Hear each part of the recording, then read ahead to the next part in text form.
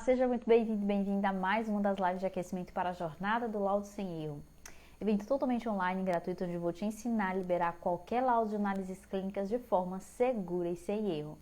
Para participar desse evento é só acessar o link que está na minha bio aqui em cima e se inscrever no evento que vai ser totalmente online, começa na segunda-feira, dia 10 de outubro, e você pode garantir assistindo de forma online e gratuita.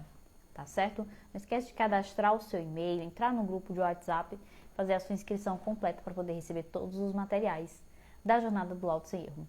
Eu sou a professora Alicia Gonçalves, sou biomédica e o tema da live de hoje é mitos e verdades da liberação de um laudo de imunologia sem erro. Já fixei. Vamos lá, estava numa reunião agora com os alunos do 10 anos de análises clínicas, estávamos analisando inclusive um caso de uma paciente com hemoglobinopatia SC. E um dos casos nesse caso a gente estava analisando uma eletroforese de hemoglobina que tinha um hemograma, são vários exames que a gente vai analisando, escrevendo o laudo de todos. E tinha inclusive um caso de um combis, tinha a dosagem de combis direto para avaliar a anemia hemolítica autoimune que poderia ter naquele paciente. Então, quando a gente fala em imunologia, às vezes, um mito que as pessoas já têm, é achar que imunologia é só diagnóstico de doenças infecciosas. E não é. O setor de imunologia, ele faz também parte do diagnóstico de várias doenças. Então, quando a gente, para começar a contextualizar o tema da live, que é liberação de laudos no setor de imunologia, por exemplo, hormônios, para você fazer uma dosagem específica de hormônios, você precisa dosar por meio de uma técnica que você vai utilizar o antígeno e o anticorpo. Então, faz parte, você precisa utilizar vários princípios da imunologia. Deixa eu compartilhar só uma imagem aqui para lembrar que faltam 4 dias para a jornada do laudo sem erro. Para garantir a sua inscrição de forma online gratuita, é só acessar o link que está na bio. Primeiro link ali você vai aprender a liberar qualquer laudo de análises clínicas de forma segura e sem erro. Então, o setor de imunologia, ele vai além do diagnóstico de doenças infecciosas, doenças autoimunes de forma geral, hormônios, a dosagem de proteínas. Eu fiz uma live na terça-feira, onde onde a gente analisou a liberação de dosagem de proteínas plasmáticas. E na dosagem de proteínas plasmáticas, um dos métodos que eu mostrei na terça-feira era quando eu preciso dosar uma proteína específica. E aí, para isso, eu utilizava o antígeno e o anticorpo. Porque as proteínas, elas são quimicamente muito parecidas. É a mesma coisa de hormônios. Os hormônios também, se for hormônio proteico, porque a gente tem hormônio que é colesterol, né? Tem diferentes peptídeos e tal. Então, se for um hormônio de origem proteica, você precisa fazer a ligação antígeno e anticorpo para ter essa especificidade, porque eles são muito parecidos. E aí a gente precisa entender de conhecimentos básicos que vêm lá da imunologia.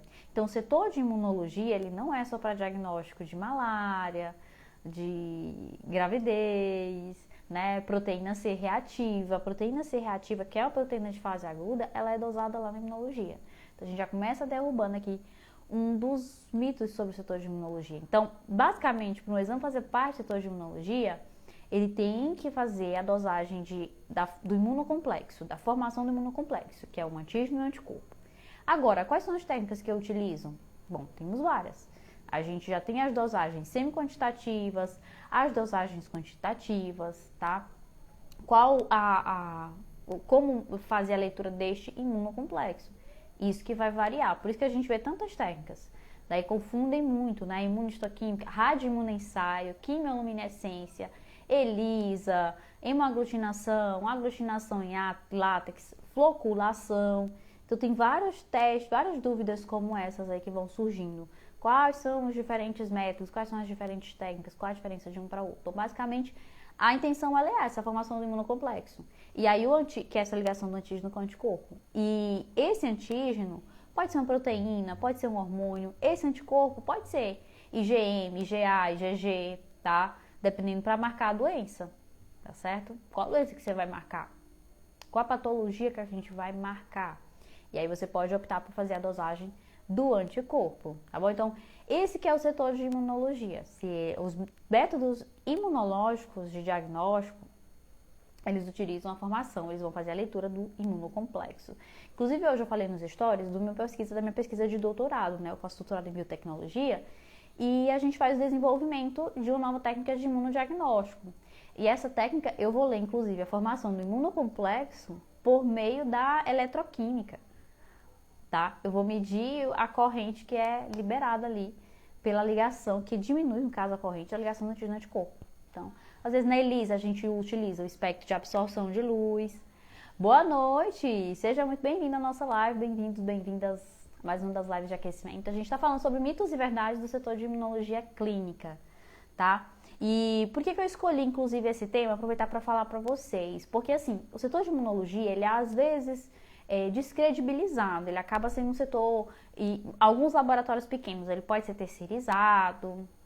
Nos laboratórios grandes, por ser automatizado, não passa por aquele processo rigoroso de interpretação. Então, acaba que é um setor que ele vai, não dá devida atenção para ele.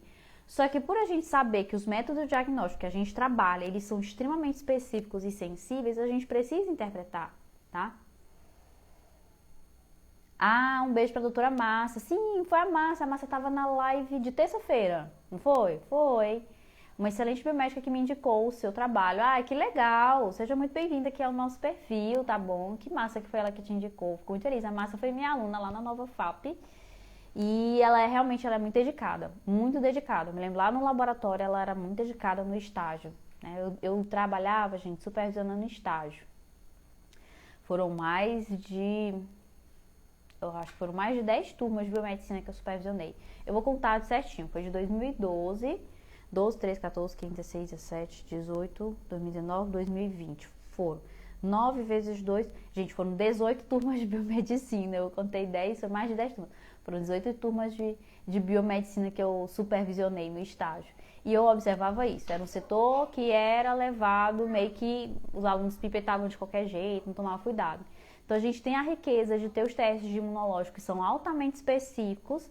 E se você não processar corretamente, você libera um laudo errado, um setor que tem tudo para não te dar realmente dor de cabeça. E foi um dos desafios que eu queria entender mais do setor de imunologia, do imunodiagnóstico, eu queria conhecer mais, eu ficava confusa demais com relação à ELISA, todos esses testes que eu já falei de imunologia, principalmente teste de tira lateral, teste rápido, gente. É um teste excelente, a gente faz diagnóstico de Covid, hepatite B, HIV, AIDS. E é um teste que é descentralizado. Então, se você trabalha no interior do interior, você consegue fazer esse diagnóstico, ou na capital. Então, são testes rápidos, eles estão dominando o mercado. Hoje em dia, a gente tem teste rápido, por exemplo, a troponina. É um teste que a gente tem hoje em dia. E a troponina, por exemplo, você vai utilizar o mecanismo antígeno-anticorpo. Porque a troponina vai ser a proteína, vai ser o antígeno, e eu vou utilizar o anticorpo para fazer essa marcação. Daí forma no complexo. Então, você tem os testes de lateral hoje em dia. Então, na imunologia tem muito isso, tem várias metodologias excelentes à disposição e é cada vez mais isso. A gente vai ter técnicas bem melhores, a perspectiva é essa. Eu falo isso porque eu desenvolvo técnicas como essa no doutorado e a gente vê. O limite de detecção hoje em dia de algumas técnicas, porque a gente alia a nanotecnologia, na base de femtomolar, atograma, a gente consegue detectar átomos hoje em dia de uma alteração. Os pacientes começou a liberar ali, por exemplo, o SARS-CoV, né, a proteína spike. O vírus entrou, em 3 horas você já tem um teste que consegue detectar. Já tem, porque ele consegue detectar pequenos átomos da molécula ali, sabe? Então, são testes extremamente sensíveis. A imunologia, o setor de imunologia, ele permite isso. Você tem uma altíssima especificidade, uma altíssima sensibilidade. Enquanto, por exemplo, glicose. Glicose a gente não consegue, teste de bioquímica a gente não consegue isso. Ah, ela é supervisora de estágio, a Márcia, não sabia. Ó, a gente fuxicando aqui ao vivo. Não sabia que ela era supervisora de estágio. Que bom, ela estava na live, eu gosto muito dela. E aí, gente, eu tirei alguns mitos e verdades para a gente discutir sobre essa interpretação, sobre essa execução, para não ficar carregando dúvida, não ficar tendo essas dificuldades, viu? Ó, se você ainda não fez a inscrição na jornada do laudo sem erro, faltam só 4 dias, tá? Já começa a primeira aula, já sai no dia 10 de outubro. Então já faz sua inscrição acessando o link que tá aqui na minha bio e garanta a sua vaga. Então vamos começar a analisar alguns mitos, tá? Se você já viu alguma coisa que sempre falam no setor de imunologia, comenta aqui pra mim que eu vou responder e vou analisar se é um mito ou se é uma verdade, tá bom? Vou analisar daqui a pouco. Vamos lá. Primeiro mito. É obrigatório o jejum para realizar qualquer tipo de exame laboratorial? Ah, vai parecer absurdo eu falar aqui. Ah, que massa. Tô vendo aí. Tô lendo seu comentário aqui sobre a Márcia. A gente fuxicando aqui ao vivo. Ela trabalha no laboratório. Qual laboratório? Onde você estagia? Qual semestre você está? Vamos fuxicar mais. Erlon, traz lá um café para fuxicar agora? Brincando, viu? Mas fica gravado que eu adoro a Márcia. Manda um cheiro pra ela, viu? Fala que eu falei bem dela na live. Mas é bom. No estágio, a gente tem que aproveitar justamente esse momento para instigar essas perguntas que vai estimular você. Ah, na bioanálise, que massa. Para você ir atrás de estudar, de ler, de... Realmente, é uma etapa muito boa de você ficar revisando. Revisando não, se instigando. Por que isso aconteceu? Mas como foi? O supervisor de estágio, ele não pode trazer todas as respostas, sabe? Eu ia para os meus alunos, eles vinham assim, Lícia, isso é um linfócito atípico ou é um monócito? Que é a dúvida que todo mundo tem. Aí o que você acha que é esta célula, né? Aí eles, eu acho que é essa célula por causa assim, a gente ia instigando. Então, no estágio, você não tem que trazer todas as respostas, você tem que estimular o aluno até a descobrir essas respostas. Eu tenho alguns outros ex-alunos na bioanálise. Eu acho que a Lara trabalha lá, teria que me lembrar mais, gente, pra não esquecer o povo aqui. Mas são muitos biomédicos, provavelmente muitos biomédicos do Piauí foram alunos meus. Então, mas vamos voltar lá pro coisa, pra não devagar muito. Sobre a questão do jejum. Quando eu fui fazer um exame laboratorial recentemente, o que aconteceu? Eu fui fazer o exame e era um marcador tumoral. E aí, a pessoa me perguntou, a Lara também foi minha aluna, ela é maravilhosa, Lara. Acho que ela trabalha no setor de hematologia, né? Ó, a gente fuxicando aqui ao vivo, criatura. Não troca água por café, porque fuxica combina com café. Enfim, vamos falar de jejum.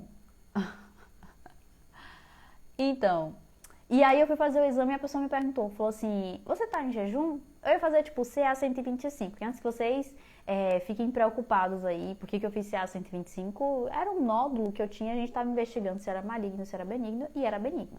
Mas eu precisava fazer os marcadores tumorais, então eu tive que fazer o C19, eu tive que fazer o CA 125, eu tive que fazer outros marcadores tumorais. Aí o que aconteceu? A pessoa me perguntou, e sabe naquela correria de trabalho, o biomédico, santo de casa não faz milagre, então eu me enrolo muito para fazer um exame laboratorial. Daí fui fazer esse exame laboratorial, trabalhei a manhã inteira no laboratório, saí para almoçar meio-dia e fui meio-dia para o laboratório fazer exame. Só que eu falei, cara, esses testes, ou ele vai avaliar o marcador genético, existem marcadores tumorais que são genéticos e existem marcadores tumorais que são proteínas. Então, teste de imunologia, acredito que a alimentação não vai interferir nesse exame. Então, fui fazer o teste. Quando eu cheguei no laboratório, meio-dia para fazer o exame, a biomédica foi fazer o exame meio-dia. Sim, essa sou eu. Aí a pessoa me perguntou, você está em jejum ou não está em jejum? Eu falei, não, meio-dia eu não estou em jejum. E que horas foi a sua última refeição? Aí eu falei, eu fiz um lanche às 9 horas da manhã. Então ela falou assim, olha, para esse exame a gente precisa de no mínimo 6 horas de jejum. E aí, para 6 horas de jejum você não cumpriu, então você tem duas opções. Você pode voltar e fazer outro dia com as 6 horas de jejum, ou você pode vir, né, e fazer o exame agora, mas você vai assinar um termo de compromisso falando que você não estava em jejum. Então eu tive que coletar, assinei o termo de compromisso e coletei a amostra em 6 horas de jejum, porque eu acreditei que não interferia, né? E realmente. Então, o mito é que o jejum é obrigatório para todos os exames laboratoriais do setor de imunologia. E não é obrigatório. O que o jejum interfere? O excesso de triglicerídeo pode causar uma turbidez elevada na amostra, que é o que a gente chama de lipemia, que é esse aumento de lipídios. E esse aumento de lipídios é o que pode interferir ali quando eu vou observar a ligação do antígeno anticorpo. Tem um teste que você já deve ter ouvido falar, nefrometria, turbidimetria. O que esses testes avaliam? Eles avaliam a turbidez da ligação do antígeno anticorpo. Floculação, por exemplo, teste de VDRL, ele avalia também a floculação, então eu preciso observar bem aquela formação, então eu preciso de ter uma lipemia, vai interferir, tá certo? Então esse é um dos pontos, então não é que o jejum seja necessário, mas o excesso de triglicerídeos, ou seja, uma alimentação elevada de carboidratos, de gordura ali, pode elevar deixar o soro mais turvo, deixar o soro lipêmico, e daí pode gerar um laudo com erro. Então são esses cuidados que a gente está atento. Não é obrigatório o laboratório, por exemplo, esse laboratório que eu fiz exame, eu sempre faço nesse laboratório, eu gosto muito da postura que eles fazem, como essa, de não me mandou voltar para casa, porque não causava um interferente, mas poderia interferir, e eu assinei o termo lá que eu estava ciente. Eu achei bem massa fazer isso, porque eu queria fazer o exame mesmo, e deu tudo normal. Então, o jejum, tomar cuidado com isso. Inclusive, tem um vídeo no meu Reels aqui, que eu ensino se você tiver uma amostra com lipemia no setor de bioquímica ou no setor de imunologia, eu ensino como que você tem para processar para não liberar um laudo com erro, tá certo? Quando você tem uma amostra lipêmica. O segundo teste, o segundo mito que a gente tem no setor de imunologia, que a gente escuta muito quando a gente trabalha no laboratório, é o seguinte: se vocês já escutaram isso, mas as pessoas falam, por que eu vou fazer exame laboratorial se eu estou saudável? Exames laboratoriais são desnecessários quando você é uma pessoa saudável. E aí, é um mito ou é uma verdade isso? É um mito, gente. Existem várias condições que você consegue identificar na fase pré-clínica. E na imunologia, onde a gente tem, por exemplo, um exemplo bem massa para vocês. Hepatite B. A hepatite B, você tem pacientes que não tem sintomas e tem pacientes que têm sintomas, porque ela tem uma fase aguda e daí tem os sintomas ali, são discretos, os sintomas passam. E aí quando ela cronifica, o paciente fica sem nenhum sintoma de hepatite B. Só que ele pode ficar transmitindo, ele tem carga viral, ele pode transmitir. Então, mesmo que ele esteja saudável, sem sentir nada, esse é um tipo de marcador que ele tem que fazer para evitar essa transmissão. É por isso que, por exemplo, a gestante tem que fazer hepatite B, a sorologia de hepatite B. E aí a gente tem a HBS, AG, onde você vai identificar a superfície do vírus da hepatite B. E aí um marcador bem específico, bem sensível para você avaliar a hepatite B, tanto na fase aguda como na crônica. Então, esse é um exemplo em que pessoas saudáveis precisam fazer o exame. A mesma coisa com a hepatite C, a HIV, às vezes você precisa fazer, né? E dentre outros exames. Então, se o clínico solicitou, se ele achou necessário fazer essa avaliação, o paciente, mesmo estando saudável, ele precisa fazer essa avaliação, tá? Então, esse é um dos mitos. Eu mesmo, às vezes, eu vou fazer exame, eu falo, não precisa fazer exame, eu tô bem. Mas eu lembro, falo, cara, existem condições subclínicas e a imunologia, e a gente tem marcadores hoje, gente, tem marcador genético hoje, que você consegue avaliar o risco que um paciente tem de ter câncer de mama. Então, na condição subclínica, você já consegue o diagnóstico. Então, a imunologia, ela traz pra gente essa extrema sensibilidade e especificidade. E, pra gente de laboratório, ela é melhor ainda. Por quê? Porque ela reduz muito. Quando a gente manipula a amostra de citoimunologia, você já deve ter percebido, você manipula muito pouco a amostra. Então, são amostras menos invasivas, são amostras que você pode trabalhar tranquilamente, assim, são testes que não dão tanto trabalho. E a automação é um desses. ELISA, que é a exceção, né? Quem nunca fez um teste de ELISA, quer tirar a primeira pedra, passou raiva ali em lavar a placa de ELISA, fazer todo aquele processo. Então, tem alguns testes de imunologia que dão mais trabalho mesmo. Mas, no geral, se estou de imunologia, eu estou mais tranquilo. Então, ele é um grande ganho pra gente. Não fique pra trás, gente. Aprenda muito, porque a imunologia vai dominar. Os marcadores imunológicos vão cada vez mais desenvolver. Hoje a gente tem marcadores, por exemplo, a sepse, antigamente era o hemograma, a contagem de leucócito, a neutrofilia, era um marcador para você avaliar o risco de sepse de um paciente. Uma cultura de hematologia e tal. Aí você, do hemograma, hemocultura, você tinha avaliar o paciente com risco de sepse ali, que estava internado. Hoje em dia a gente tem marcadores de citocinas inflamatórias que são muito mais específicos. Você consegue identificar se o paciente está em sepse ou não. Né? Foi o que aconteceu com o dedímero. O dedímero foi um marcador que surgiu na Covid e ajudava a gente a avaliar se o paciente estava com risco de ter uma sepsemia, de ter uma infecção generalizada, de ter aquela famosa tempestade de citocinas. Então, assim como esse, vão existir vários marcadores. Olha como que começou o diagnóstico do Covid. PCR. Era um teste. PCR, um teste. Não é proteína C reativa. Aí a gente fala da reação em cadeia polimerase. É um teste trabalhoso, leva várias etapas, mas é biologia molecular, primeiro mundo. O que acontece hoje? Hoje a gente tem teste rápido para fazer diagnóstico da Covid. Que você faz de casa. Então, foi a imunologia que dominou. Então, não foi um mega aparelho que dominou o diagnóstico. Foi um cassete. Cassete é porque é o momento, tá, gente? Um cassetinho que você faz de casa. Eu mesma fiz o meu teste de Covid aqui em casa. Então, assim, isso aí, e isso vai ser realidade, felizmente ou infelizmente. A questão é que não tô falando da gente fazer teste diagnóstico em casa, que é errado ou que é certo. Eu tô falando que testes rápidos, testes acessíveis, testes portáteis, que se baseiam na ligação de antígeno e anticorpo, são extremamente específicos, eles vão ser realidade no futuro. Então, talvez lá no futuro a contagem de neutrófilo não seja mais utilizada. Seja uma dosagem de um procalcitonina que mostra muito mais uma inflamação, muito mais recente do que contar neutrófilo. Pode ser o futuro. Foi o que aconteceu na Covid, né? Foi o que aconteceu na Covid. Então, exames laboratoriais, eles são necessários até para pessoas saudáveis. Vamos para o próximo erro, ou próximo mito. Eu achei esse mito curioso, gente. Estava pesquisando para fazer sobre os mitos no setor de imunologia. E aí, eu encontrei um documento da Sociedade Brasileira de Patologia Clínica e Medicina Laboratorial, que inclusive está tendo no Congresso da Sociedade Brasileira, e muito massa, palestra, estou acompanhando aqui pelo Instagram. E eles liberaram essas informações, esses mitos e verdades, e a gente tem que entender desses mitos de pessoas saudáveis, de custo do exame, porque as pessoas falam. Então, você que trabalha com exame laboratorial, você tem que conhecer disso e saber como dialogar até numa conversa. Alguém vai falar, eu não preciso fazer exame porque eu estou bem. Aí você vai explicar, olha, existem as condições subclínicas, você tem que fazer seu exame laboratorial. A gente tem que elevar essa questão, mostrar como os exames são importantes, tá?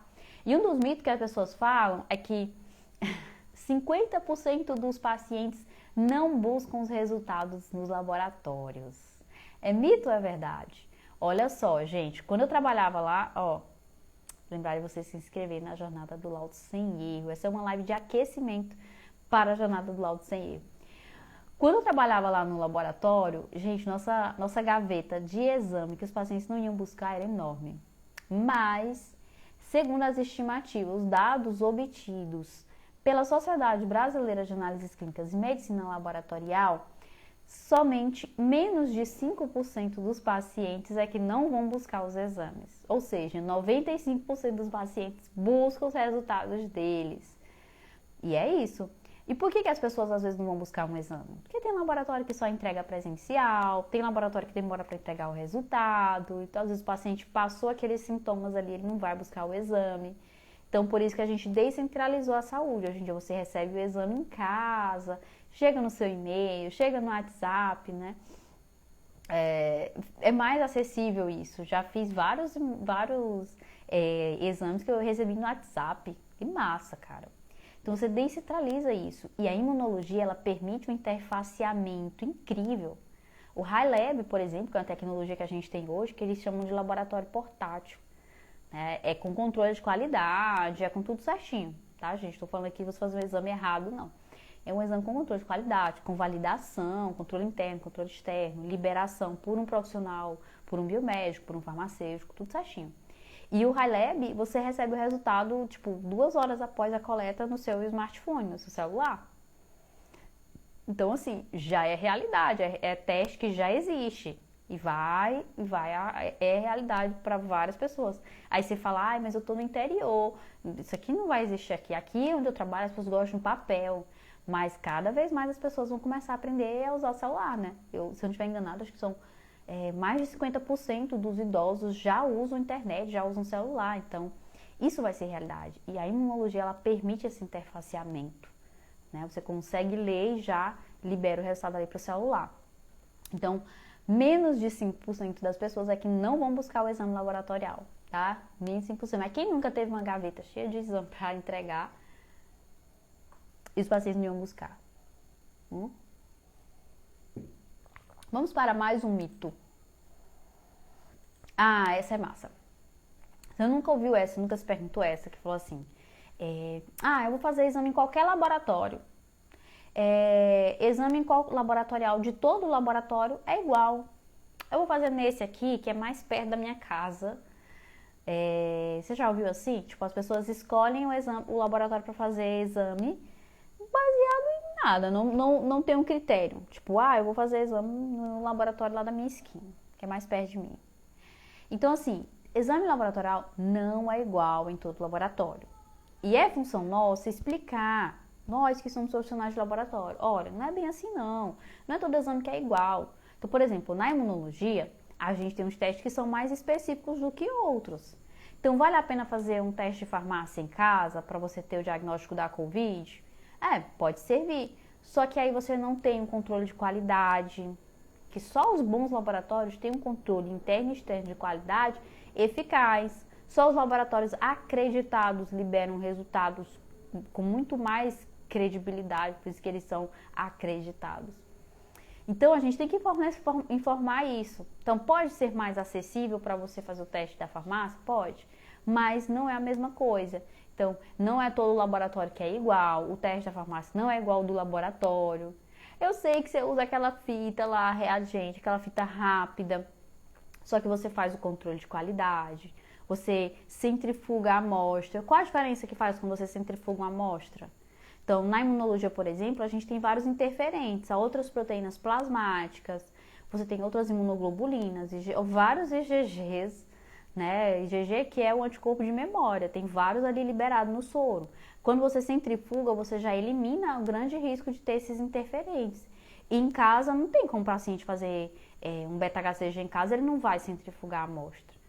Entendeu? Então, esse é um argumento que você tem. Lá a gente centrifuga, a gente faz o controle dos interferentes, de temperatura, de umidade do nosso teste.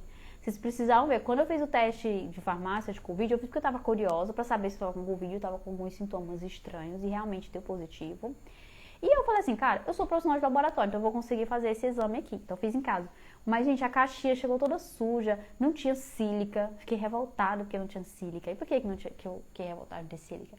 Porque a sílica absorve a umidade. Se o teste fica exposto à umidade, ele tem interferentes ali. Boa noite, Carol, que tá chegando aqui na nossa live. Então, é muito importante que você explique isso. Nem todo laboratório libera o mesmo resultado, nem toda metodologia é igual. Existem metodologias que são mais específicas, que são mais sensíveis e que são melhores de você detectar. Então, o teste de imunologia, eu aviso que ele vai ser descentralizado e permite essa descentralização, mas desde que seja feita no laboratório, desde que seja feita com o controle dos interferentes, desde que seja feita com o controle dos parâmetros rigorosos ali durante a execução, como temperatura, como umidade, como tempo, tá? Que são coisas que quando você faz o teste em casa, você não vai ter esse controle. Desde que você tenha a avaliação da exatidão, da precisão do teste, tá? Aí a gente tem que é o que acontece, por exemplo, no HiLab. Vocês depois vão dizer que a live é patrocinada, mas não é, porque é uma tecnologia que já existe aí e que vai existir, tá bom? Então a imunologia, ela permite esse interfaceamento, mas lembrar de ainda assim manter o controle de qualidade eficaz. Então, inclusive outra coisa também, gente, é que sobre essa questão, eu fiz exame no mesmo dia em 2 laboratórios, pode ter resultado diferente? De uma forma geral, vamos supor, vamos falar assim de hepatite B, que eu já citei esse exemplo. Então, por exemplo, na hepatite B, você fez o HBsAg. Então, se você fizer num laboratório pequeno, num laboratório grande, ambos vão ter que ser iguais. Ou você tem ou você não tem hepatite B. Então, ambos vai ter que ser, se for negativo, vai ser não reagente nos dois. Vai ter um valor muito pequenininho, se for quantitativo, que vai significar que é não reagente. Então, 2 laboratórios podem diferir resultado? Podem. Mas, de uma forma geral, nada que comprometa a investigação diagnóstica ali. Quando que eles têm resultados diferentes? Existe isso que eu já falei, de ter laboratórios que são acreditados, de laboratórios que têm um controle de qualidade mais rigoroso, e aí geram resultados melhores. Mas existe uma coisa que é a metodologia. Tem métodos que você tem de resultados diferentes, porque tem métodos que são mais sensíveis, tem métodos que são mais específicos. E também tem a questão, gente, muito importante da unidade de medida. Na imunologia, muitas das vezes a gente utiliza miligramas por decilitro, mas tem alguns testes lá que vai aparecer milimolar. Então aí mudou a unidade, aí vai mudar o valor, tá? Vai mudar o valor que você vai analisar no resultado. Então, atenção a isso. Nem todo laboratório vai liberar o mesmo resultado. Agora, os resultados podem ser diferentes desde que não comprometam a interpretação clínica, tá? Não dá para num laboratório o paciente é diabético, no outro ele não é diabético. Peraí, que é isso? Um dos dois está mentindo, né? E qual é o que está mentindo ali? Aí você vai ter que fazer um terceiro exame para avaliar qual é o laboratório que está mentindo. Então, tem que avaliar tudo isso. Vamos ver mais um mito aqui sobre a dosagem laboratório, sobre o teste de imunologia, tá? Tô falando sobre o setor de imunologia. E aí, contando alguns mitos aqui, acho que já fez 5 mitos. Beleza. Bom, gente, quem nunca ouviu alguém falar, tipo, ai, mas não vou fazer exame, é tão caro, é um desperdício gastar dinheiro com exame, sabe? As pessoas não falam pra mim hoje em dia, porque eu trabalho com exame, todo mundo sabe pelo Instagram que eu trabalho com exame, que eu defendo exame laboratorial, ninguém é doido falar isso comigo. Mas as pessoas falam, tipo, olha, eu fiz a consulta, mas eu não faço o exame. A consulta ser R$200 é caro, mas o exame ser R$200 é caríssimo. É um absurdo, não vou fazer esse exame. É um desperdício. As pessoas falam do SUS, né? Ai, sei lá, você sabe quanto é que é a glicose no SUS? Quanto é que é o hemograma no SUS? Tudo bem que o SUS, laboratório que atende pelo SUS é praticamente voluntário, gente. Porque a proporção ali que o SUS paga é tipo R$2, R$3, é muito pouco. Então, dizer que gastar com exames laboratoriais é um desperdício é uma grande mentira. Não, é um grande mito. A verdade é que é a seguinte: quando você investe em exames laboratoriais que permitem um diagnóstico precoce, pré-clínico, numa fase pré-clínica de um paciente, você diminui os gastos com tratamento. E o gasto com tratamento é muito maior. Muito maior. O gasto com prevenção é muito menor. Então, você fazer um teste diagnóstico, vamos lá, de um paciente que tem, por exemplo, vamos falar de uma doença pré-clínica aqui, que a gente pode fazer uma avaliação, HIV. Antes, você faz um teste de HIV, um teste rápido de HIV. Lá no laboratório que eu trabalhava, acho que a gente cobrava R$75 um teste rápido de HIV. Eu acho, não tenho certeza, aqui também já faz uns anos. Então, assim, se você cobra R$75 um teste, você consegue ter o diagnóstico que aquele paciente tem HIV. Você consegue evitar a disseminação daquela doença. E assim, o tratamento de várias pessoas que seriam remédios para o resto da vida. R$75 evita isso. Então, dizer que gasto com exame é um desperdício é uma grande mentira. O gasto com tratamentos tardios e o gasto com a vida do paciente. Então, quando a gente tem um diagnóstico, quando a gente não tem um diagnóstico e o paciente perde a vida, qual o gasto que tem? Quanto que custa uma vida? Muito caro. Então, assim, dizer que exames laboratoriais são desperdício não são. Então, a gente tem que falar essas coisas, gente. Estou falando com você porque você tem que entender isso para quando você estiver defendendo. E algumas coisas que eu observo que são mitos lá na imunologia durante a execução em laboratório. Meus alunos chamam muito isso de o teste dizia 15 minutos e o aluno deixava 14, deixava 10. Gente, siga a bula. Se ela diz 10 minutos, são 10 minutos. Se ela diz 20 minutos, são 20 minutos. Porque a ligação antígeno-anticorpo, ela vai acontecer naquele tempo. E se você ler muito depois, ocorre um fenômeno que é a dissorção, que ocorre a ligação em sítios inespecíficos ali da proteína. Então, você perde o teste. Então, tem que ter um cronômetro lá marcando o tempo. Então, é um mito muito grande durante a realização do teste a pessoa achar que não precisa marcar o tempo. Outro mito que eu via muito meus alunos fazerem, meu Deus do céu. Outro grande mito que acontecia era não entender sobre a questão da temperatura, da influência da temperatura. Então, a temperatura de armazenamento do reagente, a temperatura de pipetagem das amostras dos reagentes, a temperatura de conservação da amostra, A temperatura de bancada, sim, tem que deixar o ar-condicionado ligado no laboratório. Eu tenho que falar isso para eu mesma ouvir, porque eu sou muito frienta. Então, às vezes, eu espero um segundo para desligar o ar-condicionado para eu aumentar a temperatura, porque eu fico com frio. Só que eu sei que a temperatura de bancada pode desnaturar as minhas proteínas, pode desnaturar os anticorpos e eu posso ter um teste errado ali, tá? Então, na imunologia, anticorpo é muito sensível. Aqueles testes rápidos, que se a pessoa leva de qualquer jeito, tem uns que a pessoa joga no congelador, tem outros que a pessoa joga no armário, quando deveria ficar na geladeira. Então, cuidar dessas temperaturas, porque realmente pode gerar um erro. Esse é um mito, tá? Toma muito cuidado. Nossa, teste de farmácia, será que eles estão controlando a temperatura?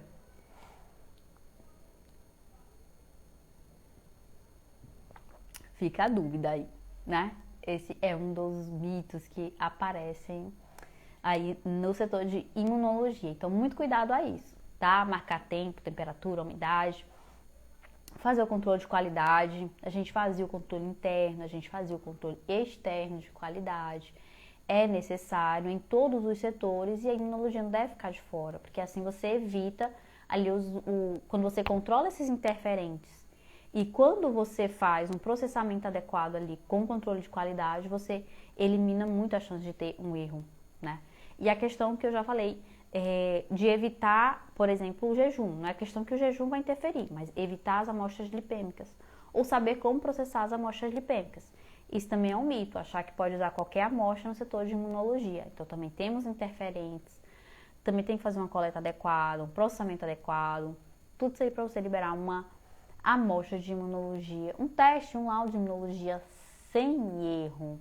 São vários mitos e são várias verdades sobre análises clínicas, mas lá na jornada do laudo sem erro, o link está na minha descrição, eu vou falar sobre, eu vou te ensinar a liberar qualquer laudo de análises clínicas de forma segura e sem erro. Qualquer laudo. A gente vai ter aula de imuno, de hemato, de bioquímica, de urinálise, ele é completo. As aulas vão ficar gravadas, você vai poder assistir. Primeira aula sai na segunda-feira, faltam 4 dias, dia 10.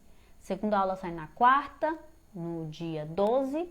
E a terceira aula sai na sexta, no dia 14. Então, ela vai do dia 10 ao dia 14 de outubro, semana que vem. Para fazer a sua inscrição, é só acessar o link que está aqui na minha bio e garantir a sua vaga totalmente online e gratuita. Amanhã a gente tem live de novo, a última live de aquecimento para a jornada do laudo sem erro, para preparar vocês, para vocês não esquecerem do evento, não esquecerem de se inscrever, de participar, vai ter sorteio de brinde, vai ter comunidade, vai ter discussão de casos clínicos, muita coisa massa lá. Então, garanta a sua vaga. Amanhã tem live de aquecimento às 8 horas da noite sobre o mercado de trabalho em análises clínicas na biomedicina, tá? Oba, o Lucas falou que já tá empolgado nesses 4 dias. Ai, que massa! Eu acho que é o Lucas. Eu tô esperando você, vai gostar muito das aulas. Eu tô sendo preparadas com muito carinho, viu? Muito carinho e tem muita coisa massa que vai acontecer lá. Não esquece de assistir as aulas lá, não vai ficar tudo gravado, tudo bonitinho pra vocês assistirem, tá bom? A primeira aula já vai ser sobre os pilares do laudo com erro, então tem muito conteúdo na primeira aula, tá bem organizado. Então amanhã, às 8 horas da noite, a gente vai sextar juntos. Vou preparar um drink para eu tomar amanhã. Quem vier aqui amanhã vai ver qual é o drink que eu vou tomar. Vai ser água com gás. E o tema da live de amanhã vai ser o mercado de trabalho de análises clínicas na biomedicina. Então, vou dar algumas perspectivas de mercado e ajudar vocês. Vai ser um atalho. A live de manhã vai ser um atalho para você se posicionar melhor no mercado. O que você tem que fazer para você se posicionar melhor no mercado? E também para você que ainda não está trabalhando, como se posicionar no mercado de trabalho. Então, quem já é biomédico, vou te ensinar a dar o pulo do gato, um famoso atalho. Vou te apresentar algumas oportunidades do mercado de trabalho em análises clínicas. E quem ainda não está trabalhando, vou mostrar oportunidades para trabalhar no mercado de análises clínicas, como chegar lá, tá certo? Amanhã, às 8 horas da noite, em mais uma das lives para a Jornada do Laudo Sem Erro. Eu fico por aqui, muito grata pela atenção de vocês, encontro com vocês amanhã, às 8 horas da noite.